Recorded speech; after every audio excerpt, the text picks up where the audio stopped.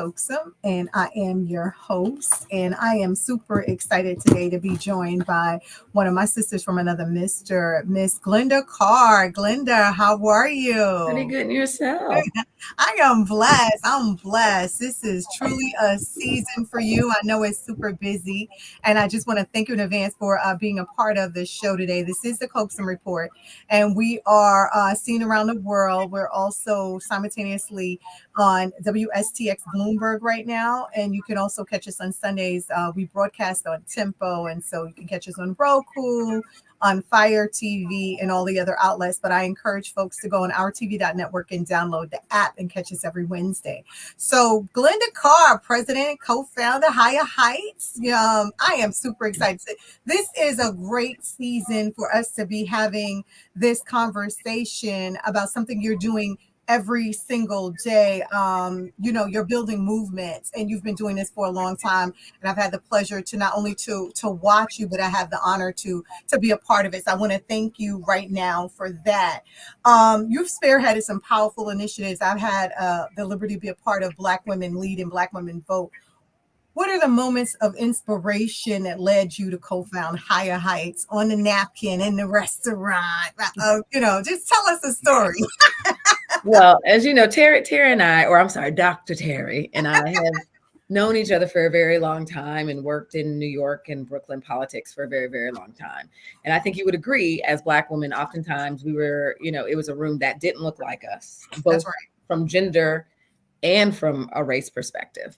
And like anyone who works in politics, sometimes an election cycle doesn't go your way and you're trying to figure out your next steps. That's right. So in 2010, where some of us thought that was such a horrible cliffed election, I found myself asking friends to coffee, going like, what's my next step? I had worked in the New York State legislature. I'd worked on local campaigns. I had just come off a stint of working for a advocacy organization organizing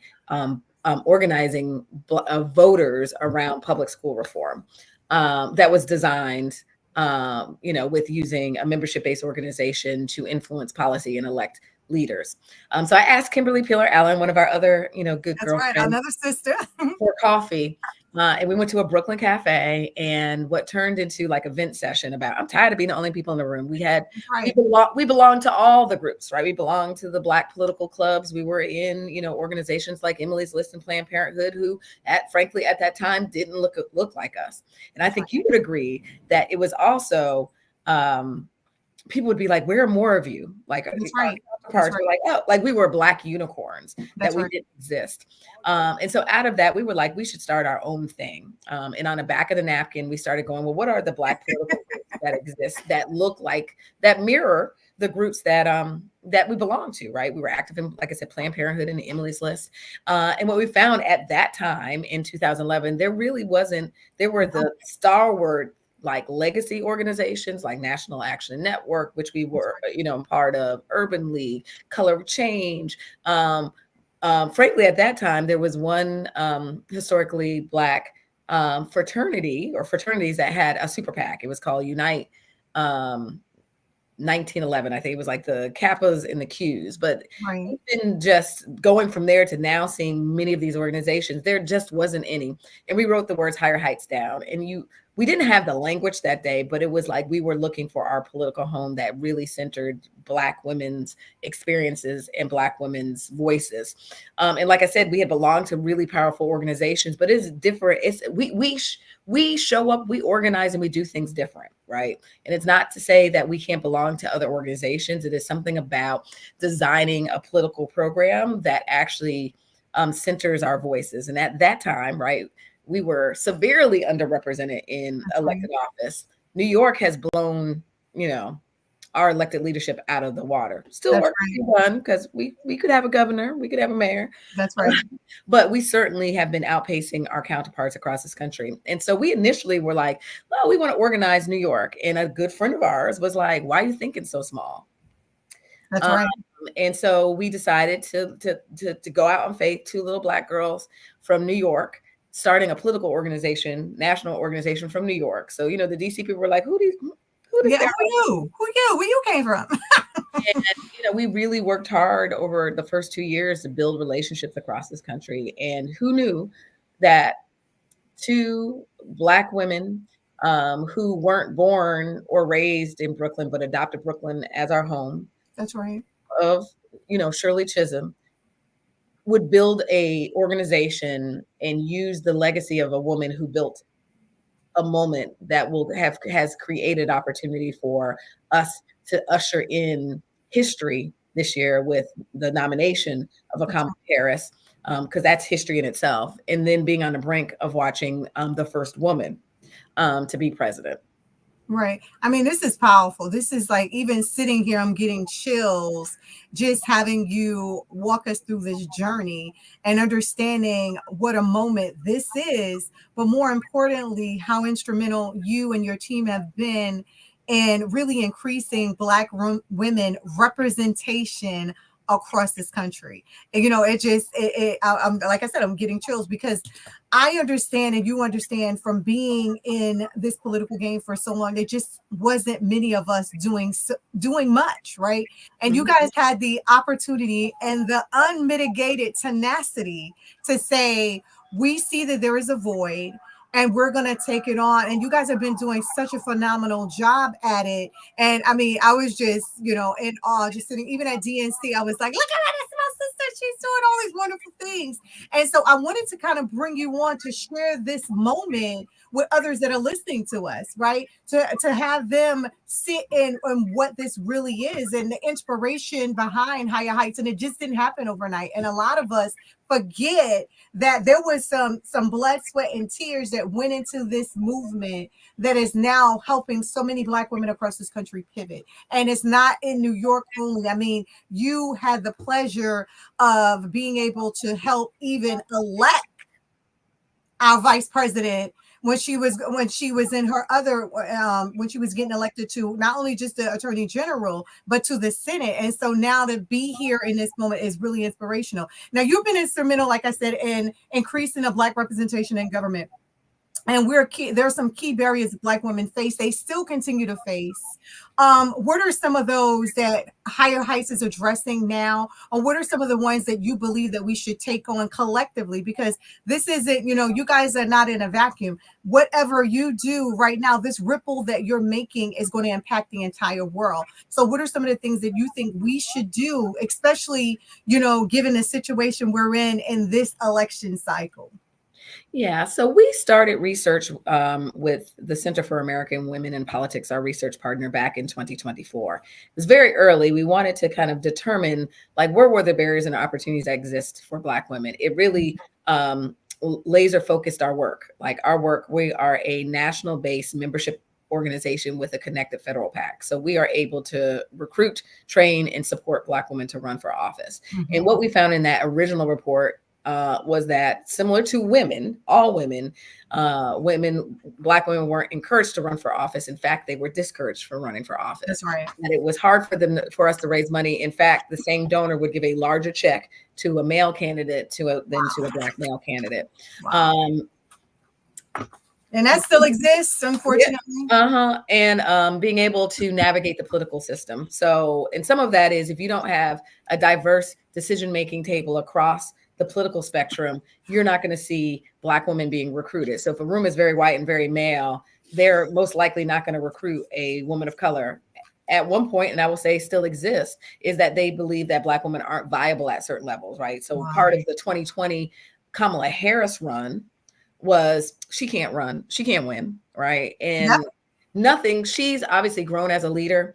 The only difference between a 2020, the biggest difference between 2021 Kamala for president and the 2024 is that the environment changed, That's right? It right. stepped That's right. into a moment that she was uniquely prepared for. So we have decreased some of those barriers, but they love to move the carrot stick. And so what we're finding now, and you're seeing in the presidential race this cycle, as well as the historic run of a Stacey Abrams for governor That's both right. twice, is that we now enter in mis and disinformation.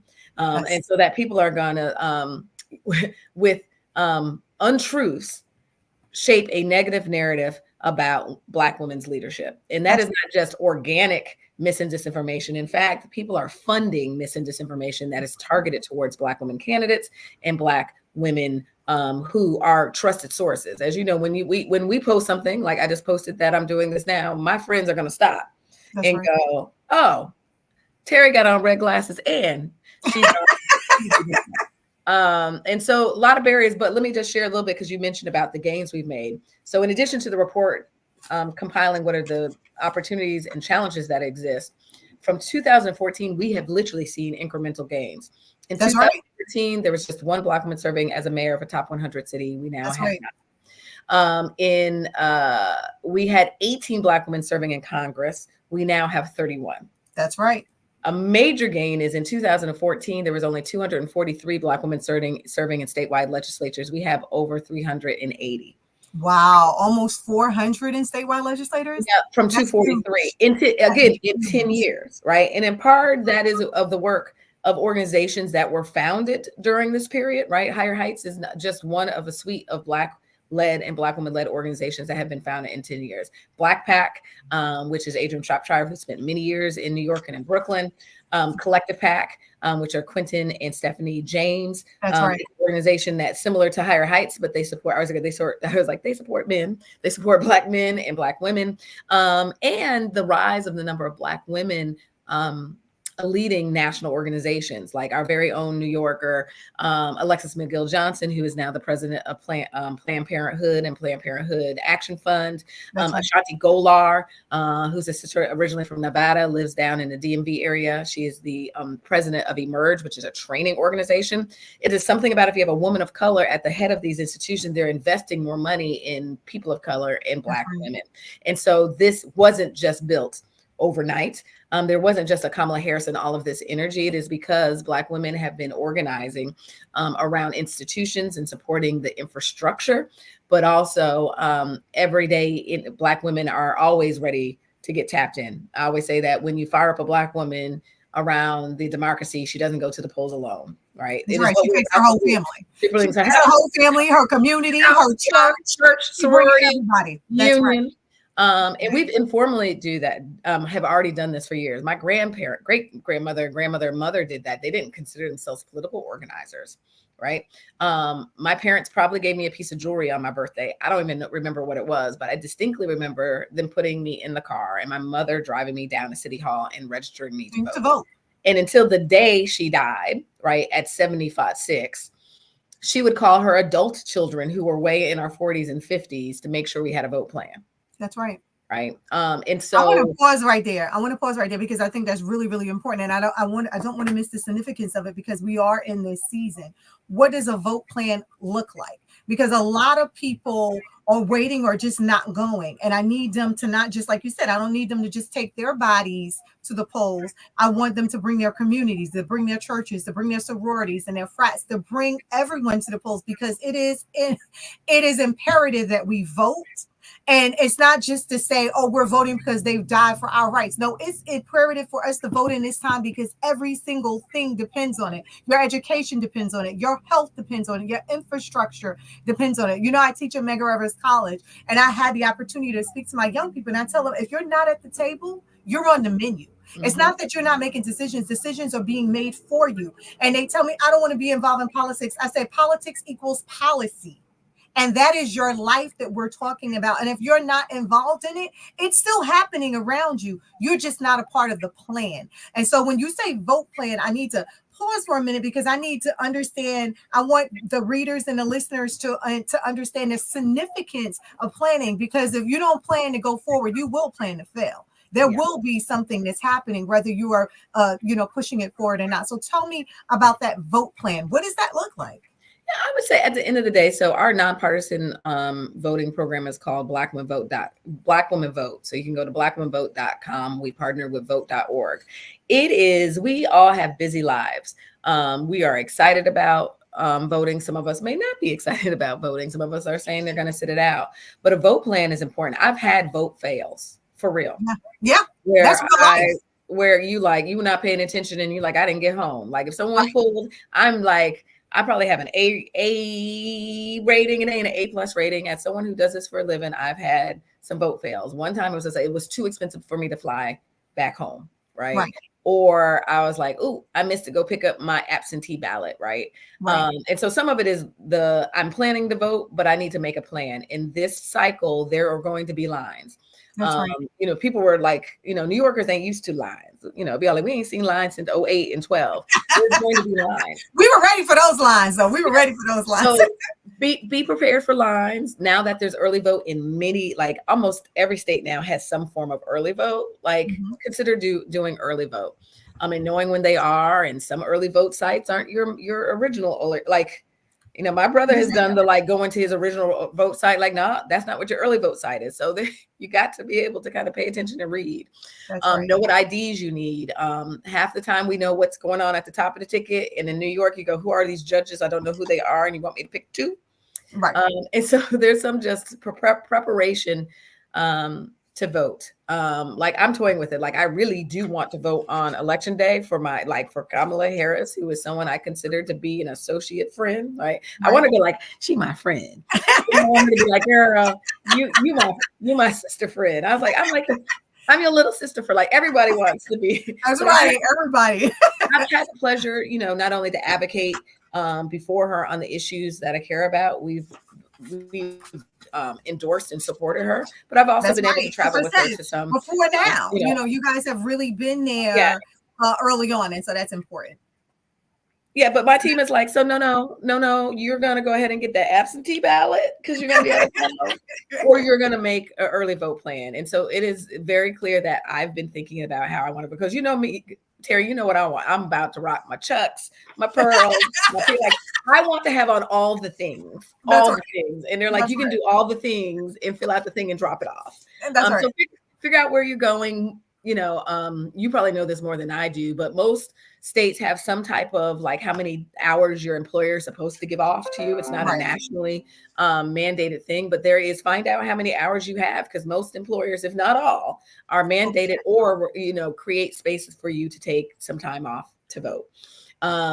If you need help, assistance voting, making sure you have someone that can help you vote and bring you to the poll. So we should spend the next couple of days, spend some time while you're listening to to create your vote plan, and then go. We're quick if we're active. All the people in my family, everyone votes, right? Because you want to be able to say that you have the civically engaged family. Stop lying, y'all. There is somebody in your family that is very close to you that are either not ready, didn't do the stuff right, or a friend of mine just said, I just realized I'm dating someone. We've been dating for the last couple of years. She literally works in this field. Like she is helping to elect the first woman president. And she was like, I just assumed my house was right. He knows what I do for a living. I just assumed we were. And she's like, we were not aligned. That's right. And she said, over dinner, like, we need to talk this through of like, you can have your opinion, but like, give me why. I recently just went, like, I'm out in these streets and I go, you know what, my little cousin who's 20, who has some vision challenges, I don't know if he's registered to vote. And if he isn't, he's going to need some support to register and support to vote. And then I got some god babies, right? Because I'm a childless, catless lady. I got a lot of god babies. And I was like, where y'all voting? Did you ask for your absentee ballot? And I literally called. I'm up to one of two others that I need to reach out to. I talked to the parents of one, and I was like, he's taking a gap year abroad. And I was like, time has run out on this abroad, like, being able to vote, right? So and they were like, oh, we don't know how to advocate. You ain't call me, right? So let's go ahead. We're calling it like the power of 10. Imagine, right? There's 25 million Black women in this country. Imagine if it's like 16 million of us. I might be off on my numbers because it's one of those days, but again, tens of millions of Black women that are registered to vote. If we actually all went to go get one, that's right. We already overperform, but we definitely would continue to outperform our counterparts. We are a small piece of the population, but we overperform at the ballot box because of what you just said. We go get everybody. We are the So for the Democrats to say we are the margin of win for elections when it's tight election, when in fact we're only 7% of the population, talks about the power of how we vote. That's huge. And I think that that's something that we really need to stick a pin in, especially here where you just told us some numbers. You said the power of 10, 25 million, 65 million registered. I need individuals to understand that you do have power in your vote. And like Glenda said, and that's why I had to like pause it on that vote plan, because some of us will not plan at all. And then the day after is having regrets. So what we want you to do now is to take on one, two, or even three people. You don't have to take on the whole block. Take on one or two people and say, these are the folk that I'm going to make sure get to the polls.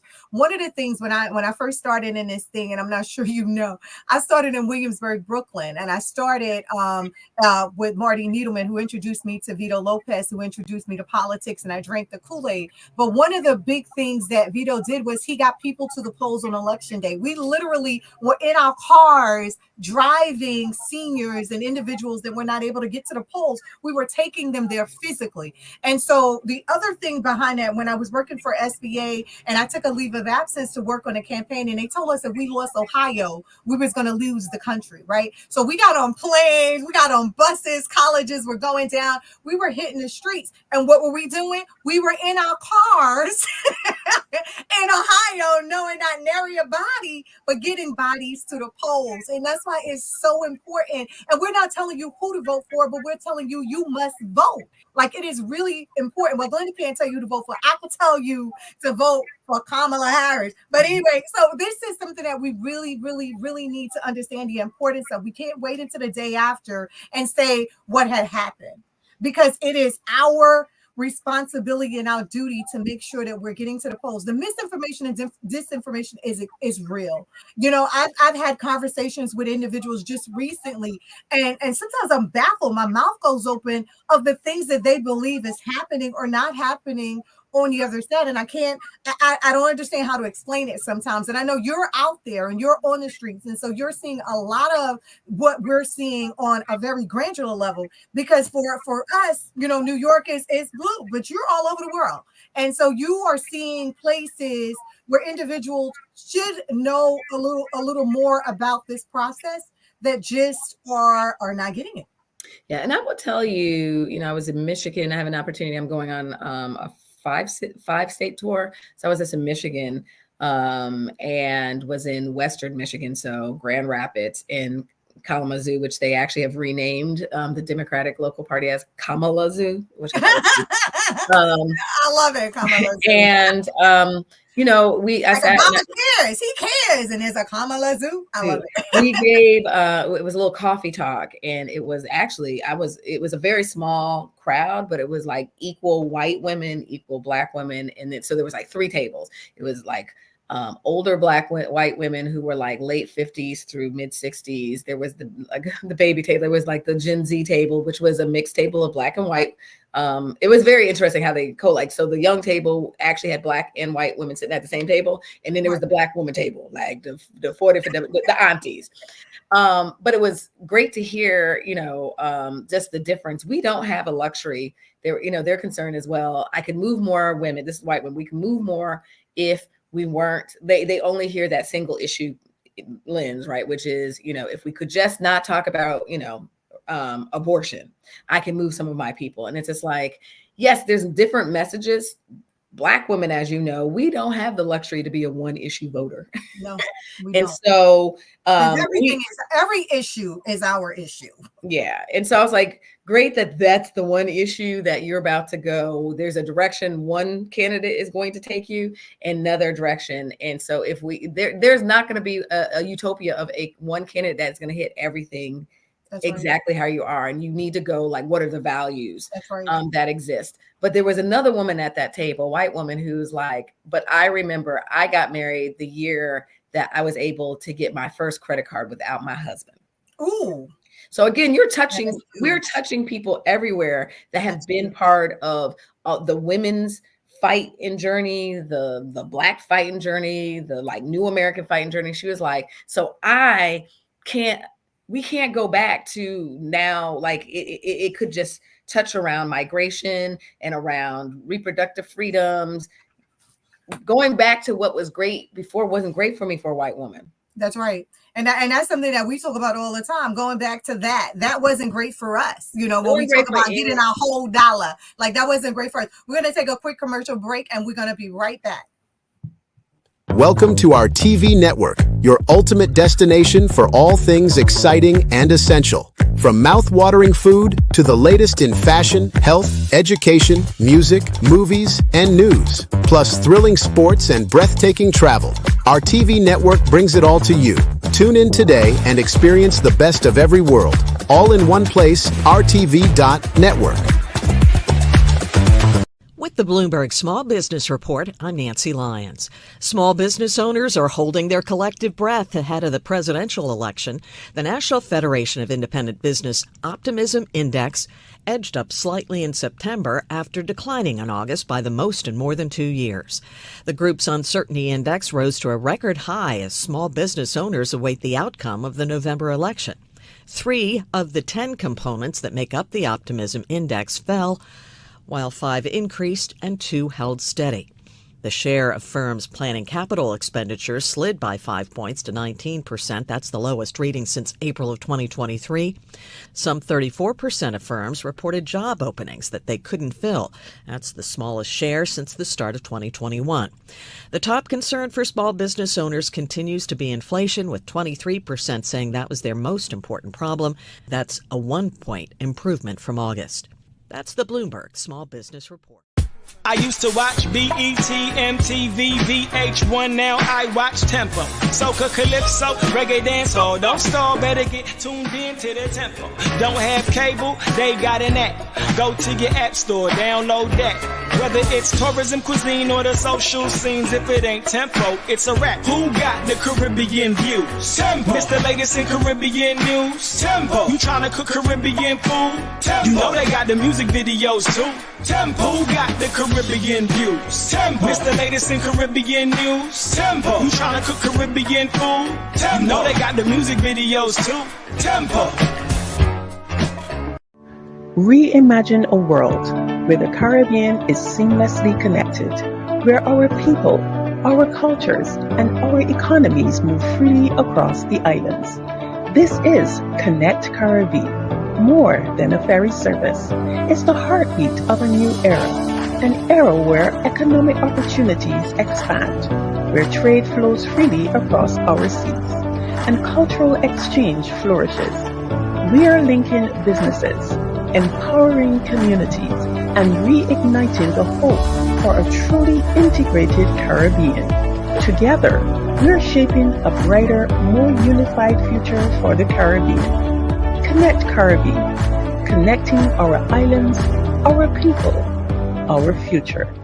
This is the Bloomberg Real Estate Report. I'm Denise Pellegrini. Watch for the housing market to continue to pick up over the fall and holiday season in Southern California and across the country, and then really blossom next spring thanks to lower mortgage rates. I think that we will have a considerably hotter housing market by early next year. Daryl Fairweather, chief economist at Redfin. Things will start to warm up this fall and winter, but I think the housing market will pop come springtime. Some early birds are looking now. Most of them are probably going to start in the new year.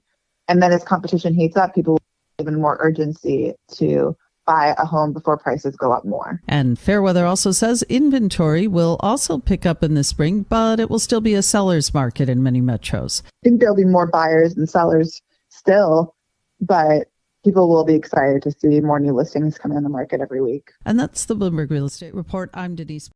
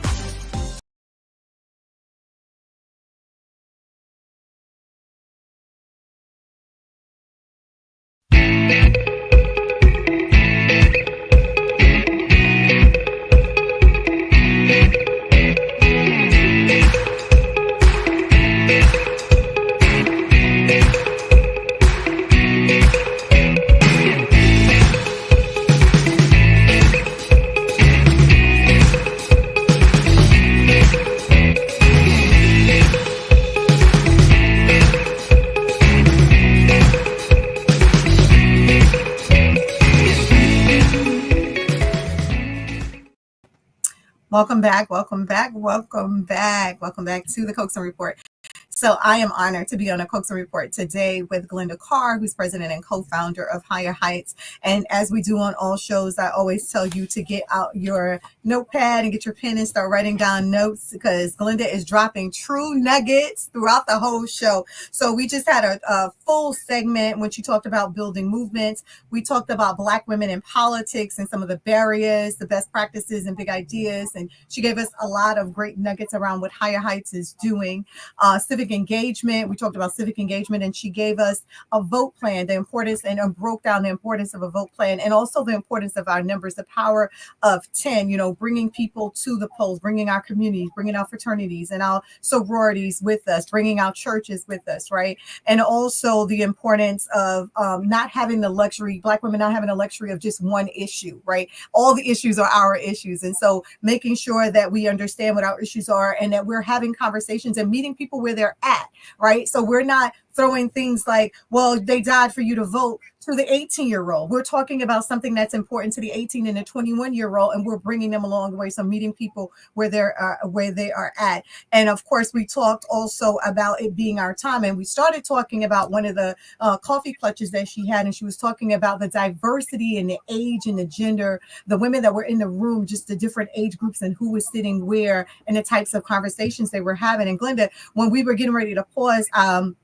I wanted to share with you, when I was at SBA, there was 13 regional advocates, and 7 of us were women, one of which was State Senator, her name was Lynn Bromley, and she was the first woman elected in Maine, Democratic senator. And so one of the things, I had her on the show, and she said exactly what you're saying right now. She said, I'm an older woman, and she talked about some of the things that just didn't happen. She wasn't able to sign, her parents weren't able to sign for their own homes, and men, her father's account and mother's account were the same. They weren't separated in that way. And she said when Hillary lost, she felt like they'd lost. She felt like that was their moment and that was their time. And she's like, but as she's looking at Kamala now, and as she's beginning to get the word out, she understands our time is now. And it's not about Black women and white women. It's about women and women in general. And it's about the importance of us bringing everyone together. And so when you were talking about that coffee clutch, it just reminded me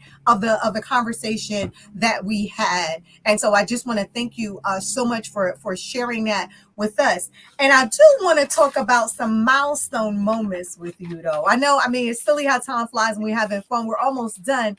But I have to talk to you about this because you've been putting in so much groundwork. I always say to my people, I have sisters that actually dig the ditches, get out of the ditches and pave the way, and then get the cars to go. Like, this is that type of work that you've been doing for years. And so I want to talk to you about a milestone moment. So from helping elect the first Black woman U.S. Senator in the 20 years to supporting Justice Ketanji Brown Jackson's confirmation, you've been a part of many historic moments.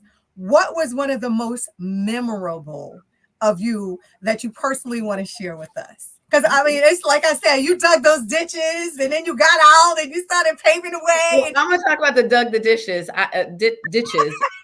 I will go grab my girl. So Terry Coaxum has had to make like cheese boards for events because somehow we became caterers. That's for right. Events for people like Stacey Abrams. Like, no, I need you to go to the grocery store. I need you to go get this.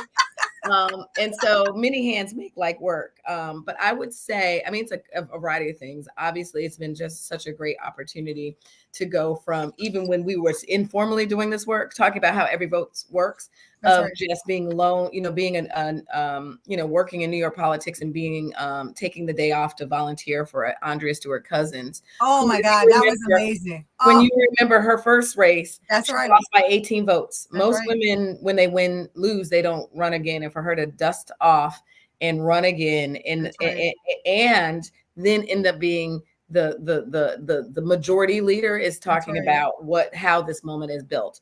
Our work with Stacey Abrams is very, very meaningful. Of, we haven't broke that glass ceiling around electing a Black woman governor, but she has shattered that ceiling, certainly with that historical one. But I'm going to share this latest one. Well, two latest one. It's tied to the vice president. So last year, I got a call from someone for her office because they know Terry knows this. She check your email. And I need you to respond. And so I was like, what is it? And so I had a distinct pleasure of being invited to go on the vice president's first official trip to the continent. It's so funny when I talk, like some people are like, what continent? I was like, there's only one the continent. It's like talking about the African American Smithsonian Museum. We call it the museum. It's the museum. Right. So the continent. And so it was a real short turnaround time. It was like we had to make a decision. That's right. It wasn't an official delegation, so we had to make our own. The State Department supported the leaders, and we got to bring somebody. But it was like, okay, am I going to get the visa in time? It was like the last day to get all our shots. Right. And so it was our first opportunity for me to be on the continent, and it was definitely meaningful. Both the trip and the trip with her. It was something to watch the global community accept her in a way that we hadn't accepted her, right? And this is a continent that has actually elected a woman president. That's right. Right.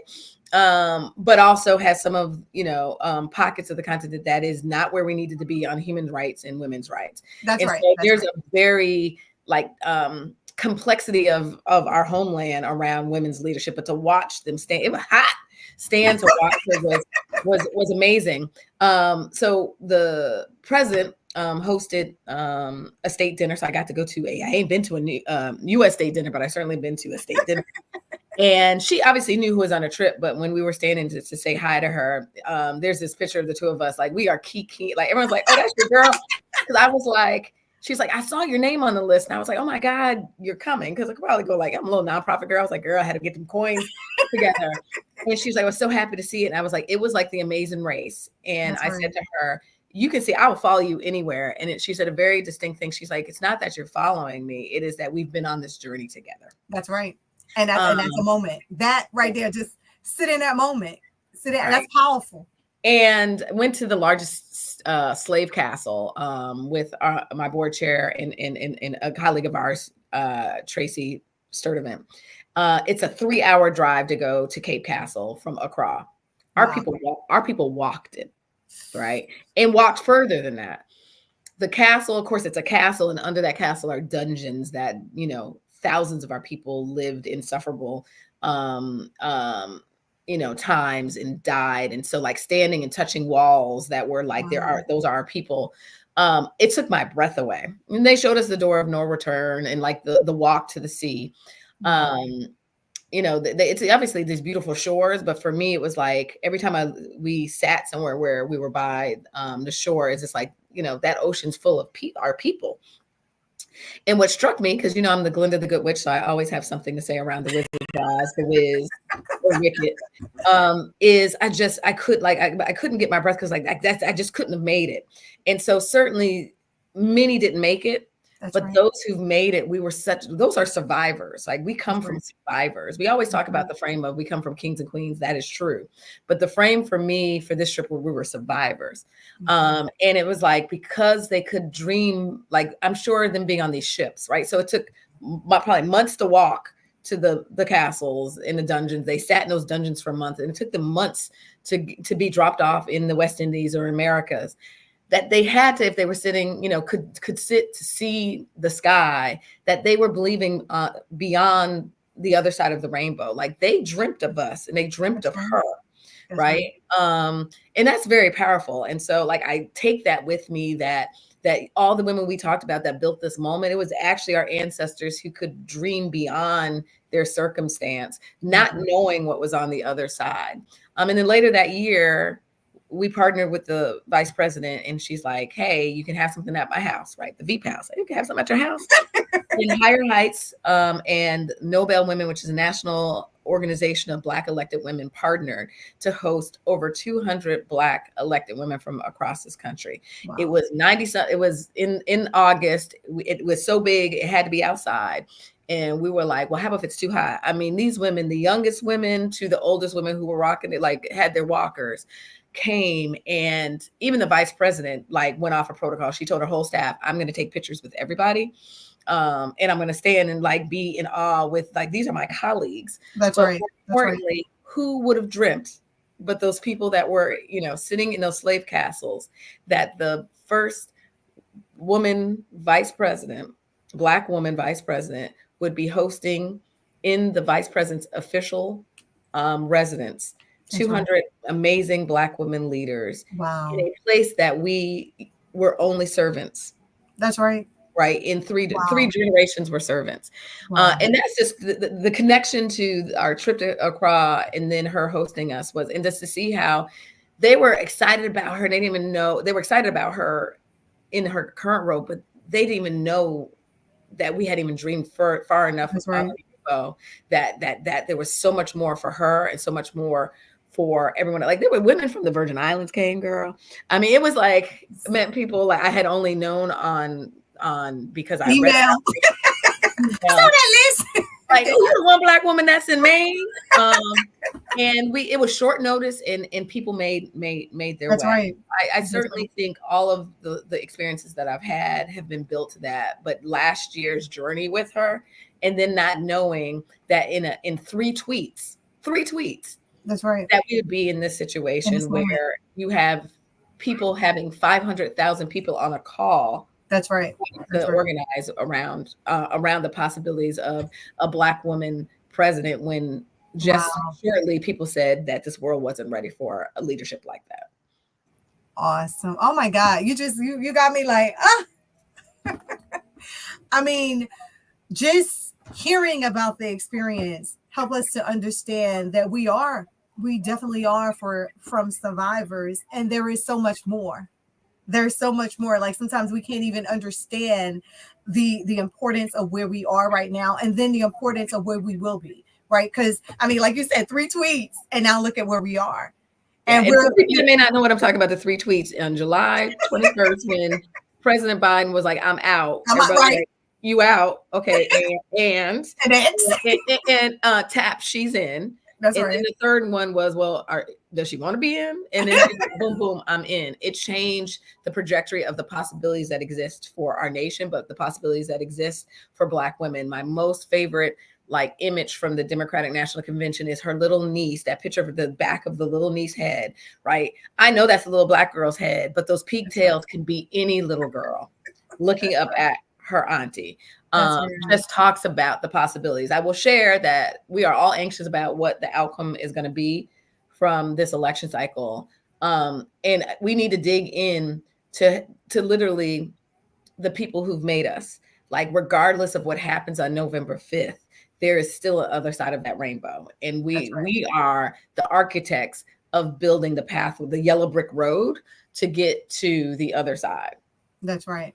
And it's important for us to understand that, and then to be prepared for it, right? Because we talked about preparation, which was a big part of even how we got here in this moment. You know, we knew and we understood that we have to do so much more, but preparation, being prepared, so that after that first tweet, that second tweet, that third tweet, we were ready for the moment, for that time, right? So it's important for us to understand that even after this, there's still so much more work for us to do. And that's why it was really important, Glenda, for me to have you to come on the show today and to share with the world, just all the dynamic things that you're doing with Higher Heights, but more importantly, for people to understand and to see this young woman has gone from this to this, and we all have an obligation to do our part, right? So whether you are listening to us in the Virgin Islands, or maybe you're somewhere in St. Kitts, or maybe you're right here in the United States, you have a part to play in this world and all of this. And so having your plan together,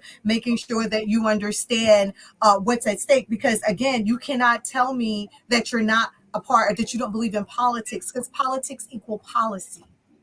And that policy is what makes and breaks us every single day. So we can't continue to talk about disparities in our health, and disparities in our food system, and disparities even in technology, if we're not a part of the process. We definitely have to be a part of the process. I mean, we're getting ready to wrap up. I'm like, where did the time go? I need more time. But I have a couple of more questions, and then I want you to end on a note where you are literally just taking people from where you are now to the next part of your journey. So I want to talk about the media and the influence. As a political analyst in major outlets like MSNBC and New York Times, how do you leverage the media to shift the narratives about Black women in politics. I think it's really important for us to talk about that, because now we have these little things, right?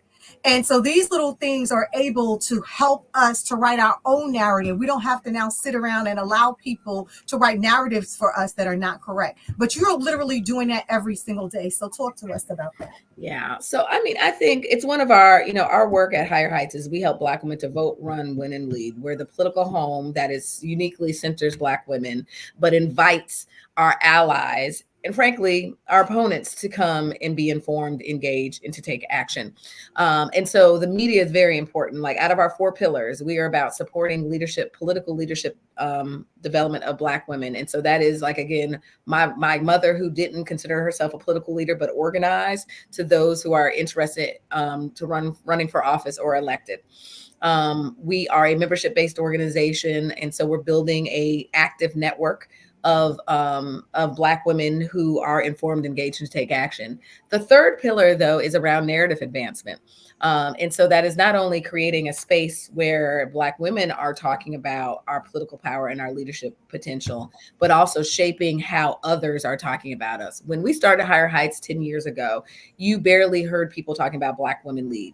That's right. Like we tweeted the hashtag out for the first time, but you certainly now see a increase in the number of articles in mainstream media and local media talking about Black women's political power and leadership. Some of that's in part for the advocacy of ensuring that our reporters were more diverse. But it used to be that it was the Black women reporters that wrote and covered us. It is now everybody is talking about us. I mean, That's right. Major op-eds in New York Times, the Washington Post, they're actually covering Black women running for office. There's an opportunity to elect at least two Black women to the U.S. Senate this cycle. And there has been a ton of national, coverage about who they are. One is a sitting congressional member, Lisa Blunt Rochester. The other is a local elected a county executive.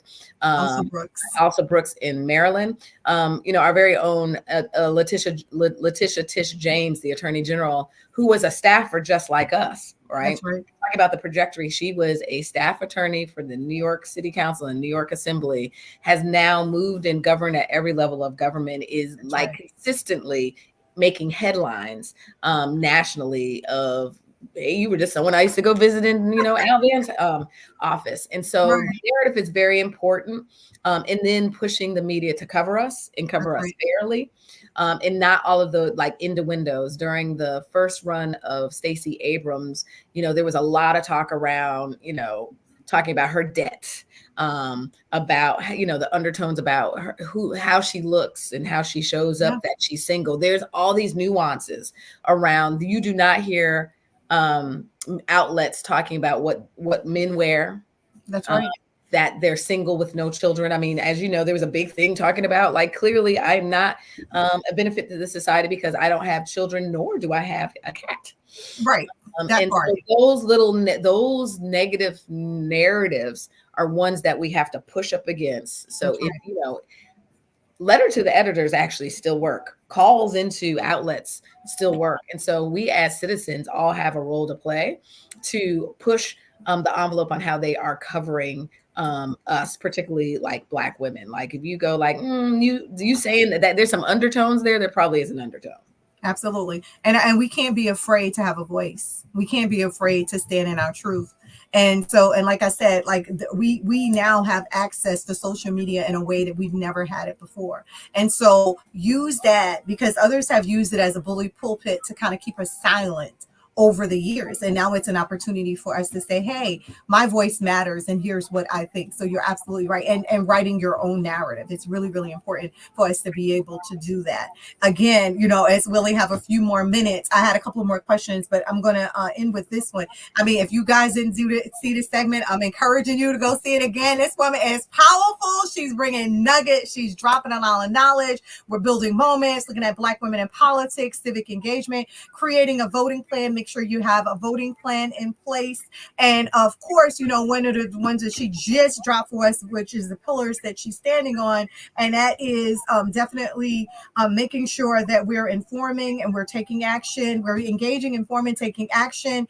But more importantly, we are writing our own narratives. And so this has really been a powerful conversation with Glenda Carr, the president and co-founder of Higher Heights. And so, Glenda, I want to talk to you. I have one more question for you. You've had an extensive career in public service and activism. What advice would you give to a young Black woman aspiring to lead either in politics and community and organizing and any of those things? And the reason I'm ending with that is because mentorship matters, right? And there's so many young people that I'm sure are pulling on your coats, trying to get us to mentor them at any given time. And so if there was one thing that you can leave with them from your extensive career and everything that you've done, and you are a mentor, an auntie, a godmommy, like you're doing all of those wonderful things. But if there was something that you can leave right now, what advice would that be? It's funny you would say that because I was like, I'm still a young professional, but I am silent here. I'm an old auntie. And so, you should follow your passion, right? So my undergraduate degree is in music management, right? I thought I was going to be here working at Juilliard, HBC, HBU, HBO, Broadway, and came from a politically active family. So it was very clear about like what we do after 5, and just got sparked. I met, tried to figure out what I wanted to do. I was working in nonprofit, and this just became the thing that kind of sparked my interest. Yeah. I always talk about she drank the Kool-Aid too. I and some of it is because I had really strong, we have a large crew of Black women similar age in Brooklyn that roll together. That's right. We spoke our names into rooms. We invited people into rooms. We made sure there was always a seat in the room. So part of the reason why you see a Terry Coaxum and a L. Joy Williams from the NAACP, or Kimberly Peeler Allen, the other co-founder, Hassani Pratt, Lupe Todd, Mindina, whatever her, sorry, Lupe, I don't really like your married name.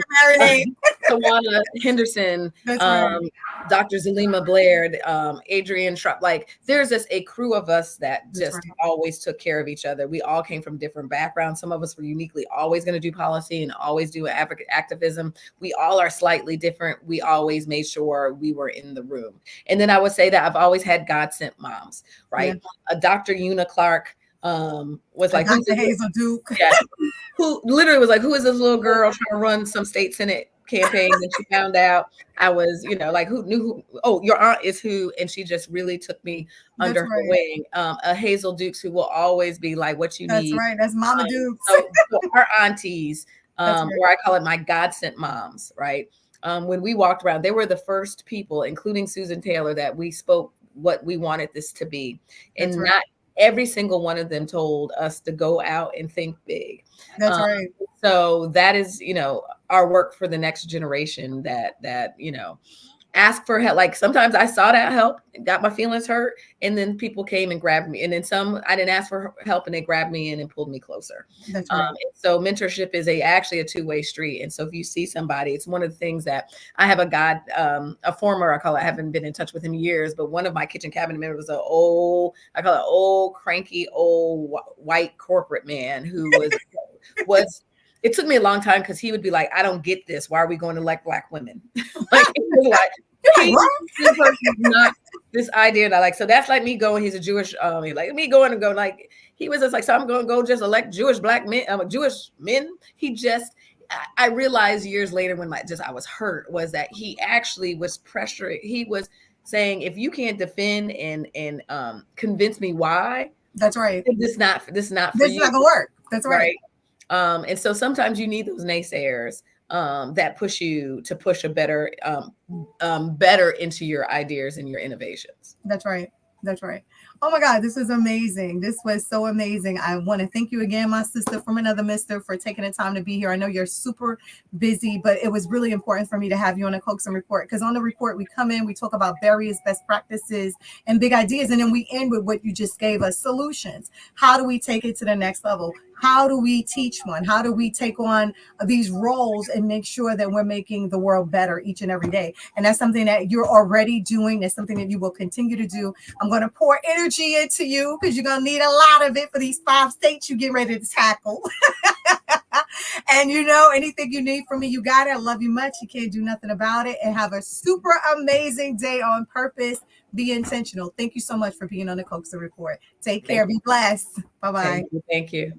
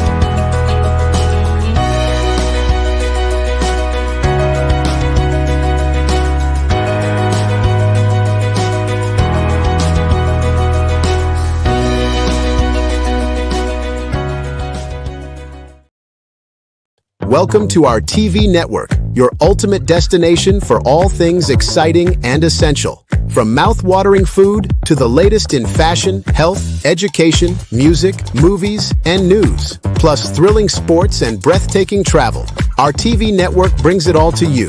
Tune in today and experience the best of every world, all in one place, rtv.network.